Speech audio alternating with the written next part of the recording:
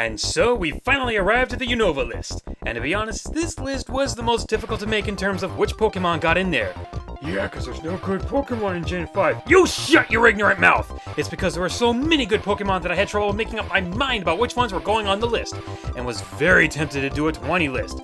But that's unfair to the other regions, and I'd like to just move on to new lists. If you've seen the Kanto list, you know the rules, so let's start it off! 10th place. Its English name is a dead giveaway to what it's supposed to be, but overall it works pretty well for Krookodile. It looks like a crocodile wearing a burglar's mask, hence the English name. Krookodile and its previous forms were in my team during my travels in Unova, so I have a soft spot for these guys. Its best stats are attack and speed, which is always welcome in my lineup. Krookodile has a wide range of powerful moves to use, including Earthquake, Stone Edge, Crunch, and Dragon Claw or Outrage. Plus, it has two great abilities at its disposal: Intimidate to lower your opponent's attack, or my pick, Moxie. The more KOs, the stronger it gets. It's also a Pokemon that has two resistances as Psychic and Electric attacks can't touch it thanks to it being a Dark and Ground type. What song would suit it better? Can't Touch This or Smooth Criminal? I'll leave that up to you guys to decide. 9th place. Remember Scizor? Yeah, of course you do. It was awesome in Gen 2 and onwards, right? Top of the line, among the best. Everyone wanted it in their team to destroy the other team. But is there a way to make it better? In some ways, yes. How about getting rid of the whole trade to get one, make it faster, and give it attacks that won't make it die against a fire type, and voila! You have Durant. Durant is another good bug steel type to have in your team as a great standby for not being able to have a Scizor. Its best stats are attack, and it is the fastest among steel types. It also has a great deal of moves to use. It can have the stab moves like Iron Head and X Scizor, and then you have two moves that can handle its dual weakness of Flames, Dig and Stone Edge. Or you could trade one of those in for Hone Claws to match with its Hustle ability to create a devastating force that only has a weakness to an element that burns fiercely. Durant is great to have if you're looking for a faster version of Scizor. 8th place. The only thing I don't like about X and Y being a worldwide simultaneous release is that I won't get to see the leaks and plan my team ahead of time. That really came in handy for me in the previous generations, and more specifically when I saw this Pokemon based on a tarantula. A really big, brightly colored, and cool-looking tarantula. Galvantula and its previous form, Joltik, are the only bug electric types to exist as of Generation 5. Not sure about Generation 6 yet. They have the Unnerve ability that prevents Pokemon from using berries, and the much better ability, Compound Eyes. That one gives your Pokemon's moves a 30% increase in accuracy, which pretty much makes Thunder 100% accurate. As if that wasn't enough, it can also have Bug Buzz for a stab, and Energy Ball for ground types. Automatic win, right? Yeah, that's what I thought too. Forget about its best stats of speed and special attack, and even having a fourth move. This is just too good not to train. As soon as I found a Joltik in White 1, I quickly started training one and put my Zebstrika into storage. Thanks for being the temporary electric type, Zebstrika. 7th place.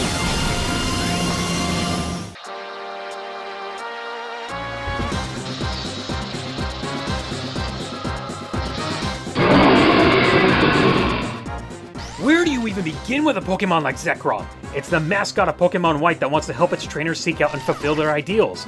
It has a generator on its tail that allows it to conduct just enough electricity to ignore gravity.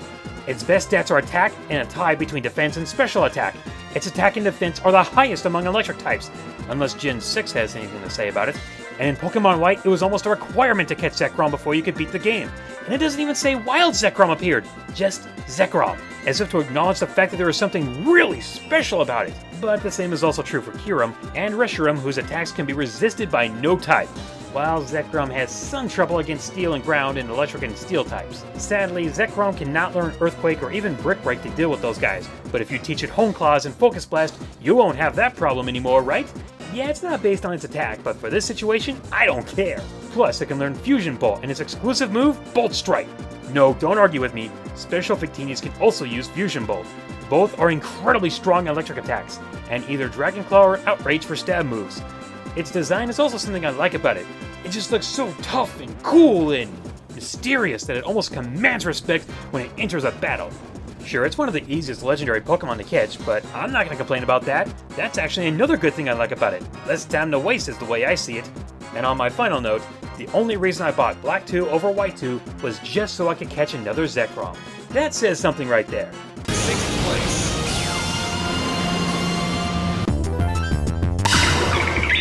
Oh man, Sigilith is fantastic! Once I came across one in Black 2 and caught it, it trounced nearly every Team Plasma grunt I went up against. Its best stats are special attack and speed, and oh my goodness would you look at that move pool! Psychic, Air Slash, Ice Beam, Heat Wave, Energy Ball, Signal Beam, Dark Pulse, Flash Cannon, Charge Beam, Shadow Ball, and Solar Beam! So many good moves! Only 4 stupid slots! It can take on pretty much anything it's weak to, and its ability Magic Guard prevents status effects like Burn and Poison, or weather effects like Sandstorm and Hail from ever causing any damage. It's a great Pokemon to start a battle with, since it can handle just about anything. No wonder they use this to guard ancient cities. It's one of the best security systems you'll ever get. And so colorful, too. Sure, it may not look like much with those flimsy wings, but then you realize that a part of its design is based on those Nazca lines. That is pretty creative.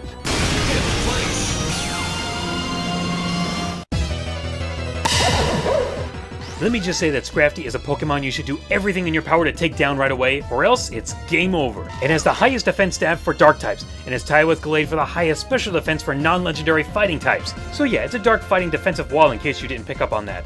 It can learn Dragon Dance through breeding, and it can have the Moxie ability, so it can be a defensive wall sweeping master. As for moves, I give it Crunch, and I recommend going to the move tutor in Black 2 or White 2 to teach it Drain Punch. Why? Why not? That way after you finish building up your power and speed, you can get your health back. And trust me, there's not many Pokemon that can stand up to a fully powered Drain Punch. Except for Ghost, but Crunch should be able to take care of that.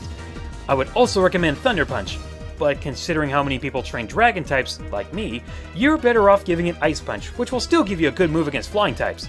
Of course, it is a very slow Pokemon, so it might take 2 to 3 Dragon Dances before it can start to outrun anything. But once it finally does, good luck against it, suckers! Oh, and did I mention it has a hoodie?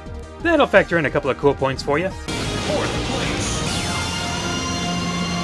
It seems that every generation except for Gen 2 needs an overpowered non-legendary dragon type. Gen 5 got 2 of them, Haxorus, and the 4th place spot, Hydreigon. It takes until level 64 to become a 3-headed force of annihilation, but once it reaches that level, you'll forget about that once you see it in action. Hydreigon and its line are the only Dragon Dark types to exist so far, and while it may have those flimsy wings like Sigilith, it's enough to give it the Levitate ability. So like the Lati twins, it's a powerful dragon that won't get KO'd instantly by an ice attack. Its best stats are special attack and attack, but since I only go for one of those, it's special attack and speed for me. What a surprise! I personally enjoy giving it Dragon Pulse, Dark Pulse, Fire Blast, and Surf, but I could always go to a move tutor for Earth Power, with an arsenal of attacks up its necks. It's got the strength to take just about any Pokemon to oppose it to the intensive Pokemon Center. Blaziken was so well loved in Gen 3 that they decided to do it a 3rd time, but focus more on the HP, and thus we have Emboar. And that's what I would have said if Emboar made it onto my list. Come on, you know I got you good with that one. I like Emboar, just not enough to be on the list. So taking the 3rd place spot is another fire Pokemon, and my favorite ghost type so far, Chandelure. To me, the design blatantly says, I didn't make it into Kingdom Hearts, but I'm more than welcome to be a Pokemon. It was another Pokemon I couldn't wait to get thanks to the leaks I mentioned earlier. Sure, this thing destroys souls with its fire, blah blah blah, but I'm more interested in its battle capabilities than in this ridiculous dribble that never happens in the game. Chandelure has the highest special attack for any non-legendary Pokemon at 427. Dang! Its other best stat is a tie between defense and special defense, but it isn't exactly something to write home about. It's no wonder so many people match it up with a Choice Scarf item. For me, I give it either Flamethrower or Fire Blast, Shadow Ball, Will-O-Wisp, and Energy Ball. Yes, it's a fire type that can learn a good grass move to cover its weakness of water, ground, and rock types. And its other moves are strong enough to go up against anything, except a Houndoom and a Heat Train. Finally, it can have either Flash Fire to power up its fire attacks even more, or Flame Body to inflict a burn on whoever makes contact with it, or its Dream World ability, Shadow Tag, to prevent the opponent from switching. It may be based off of a household appliance, but dang if it's not the best one to pull it off so far. Second place. Excadrill! Ooh, it's fun to do that. Say it with me now. Excadrill! Before, Steelix used to be the only ground and steel type out there, but now we have Excadrill! And I will gladly take this one over Steel Snake.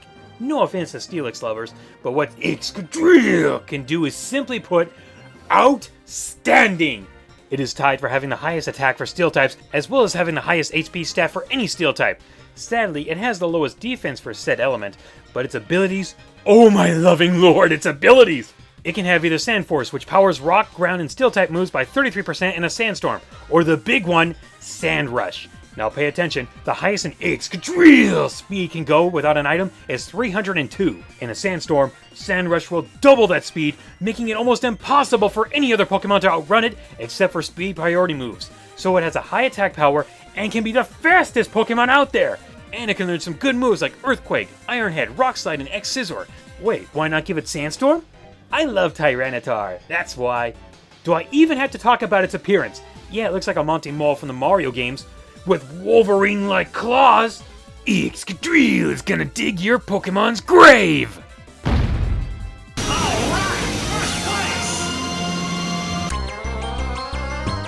Did you guess right? Well, if you've been paying attention to most of the lists I've made, then you should have. But if you said superior, it's okay, you get partial points. So why did I pick Snivy over its final form as well as my favorite Unova Pokemon? Well, I like them both, but one of them has to represent the family. And I love Snivy's animation in black and white, and because of the anime. Best Wishes Season 1 was great! Season 2 and onwards were bleh. And no, I don't watch the English version black and white. Yeah, I have a thing for grass starters, not counting Turtwig. Usually it's because it can be so hard to find a good grass type until later on. And I usually end up liking the starters anyway. So yeah, I'm gonna choose Chespin when I get Pokemon X. Yes, I know I can also train a Bulbasaur, but I really want to give Chespin a shot. So why do I like the Snivy line? Well, there's something different and unique about them. Normally if a Pokemon is fast, then its other best stat is either attack or special attack. But for whatever reason, they decided to make a fast defensive Pokemon. That threw me off guard when I first heard about it. And true, it doesn't have that many great moves, basically just Leaf Blade, Iron Tail, and Aqua Tail. I mean, that's okay, but for this Pokemon, you want to give it Leech Seed and Coil. Leech Seed will drain your opponent's health and give it to you, and Coil raises your attack, defense, and accuracy. Coil is something you can depend on. But since most players switch, Leech Seed is nothing you can really rely on, unless they only have one Pokemon left. Oh, and there's one more thing that will make Snivy and the other grass snakes nearly unbeatable. At the time of this video, and to the best of my knowledge, they haven't released its Dream World ability. And for good reason. It would destroy nearly every other Pokemon! That ability is Contrary. For those who don't know, it reverses the stat effects used on a Pokemon. For example, Coil would actually reduce the attack, defense, and accuracy stats instead of increasing them. That sucks! Who would ever train a Pokemon like that? 2 words. Leaf Storm. That means you get an attack more powerful than Solar Beam, and it will act like Nasty Plot by increasing its special attack by 2 stages, making it and any other special attacks more powerful each time you use Leaf Storm. Once it gets released, you can bet you're going to see Snivy and Superior a lot more often. But even without that, I still enjoy training Snivys into Superiors. It may not be as cute as Oshawott or Tepig, but it's my list and I'm putting Smugleaf right here. And that does it for this list, and if you have a difference of opinion, I would love to hear your favorite Unova 5th generation Pokemon. When it gets contrary, it has all the right in the world to act that smug. I'm going to make this one short and simple. All the other Pokemon region lists are right there in case you missed them or are new to my videos. And for the time being, I'm done making Pokemon lists, so now I can get back to the others. It'll either be the Apologies list, best and worst system launches, or favorite and hated Sonic characters. Just whichever one gets done first. So with that said, I'll catch you in the next video. Later, everyone!